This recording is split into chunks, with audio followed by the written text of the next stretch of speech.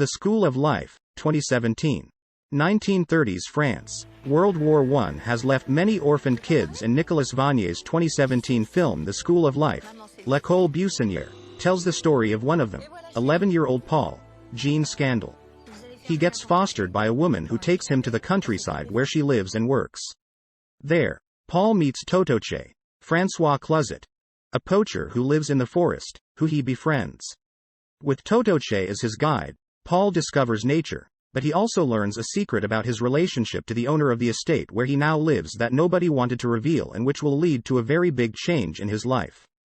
Although eye-pleasing thanks to an abundance of beautifully shot nature scenes, many of which feature great variety from the animal world, the film suffers from a bizarrely lengthy duration. Prior to The School of Life, its screenwriter, Jérôme Tonnerre, has adapted for screen two other classics of sentimental childhood novels, My Mother's Castle and My Father's Glory. All three adaptations share a nostalgic tone and a slow pace of story development aimed mostly at people seeking aesthetic pleasure rather than a challenging or captivating storyline. The story itself is a tad predictable, especially for those who have read novels by Mark Twain and Charles Dickens. Combined with the slow plot development, this predictability could result in boredom, though, in a way, if one is fond of heart-wrenching dramas, as I am. The School of Life can be seen as a respite for its overall relaxing atmosphere.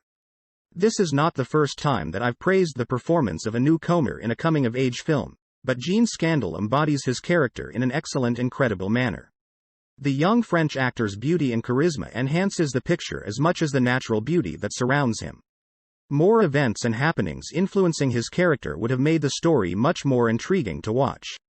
Essentially, the film shares a lot of common traits with the Italian 2013 flick The Story of Chino, the child who crossed the mountain, and, if you have read my review of that film, you will notice some of the same observations. It's a special subgenre of coming-of-age cinema, and, if you explore the site, you may stumble upon several reviews of films that belong to it. Jean-Louis Hubert's Le Grand Chemin is another one of them.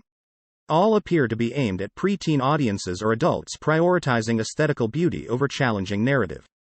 Members of the adult cast were convincing enough in their roles, though no one more so than François Cluzet as the irritable yet skillful poacher who befriends the young Parisian boy and manages to share with him some of his lifelong gathered wisdom and love of nature.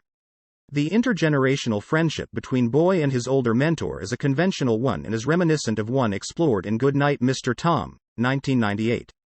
To summarize, The School of Life is a family-friendly film with coming-of-age motifs suitable for viewers of all ages, although aimed predominantly towards younger audiences.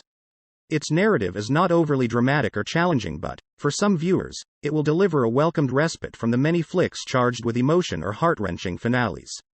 The film is available on Amazon Prime Video with English subtitles.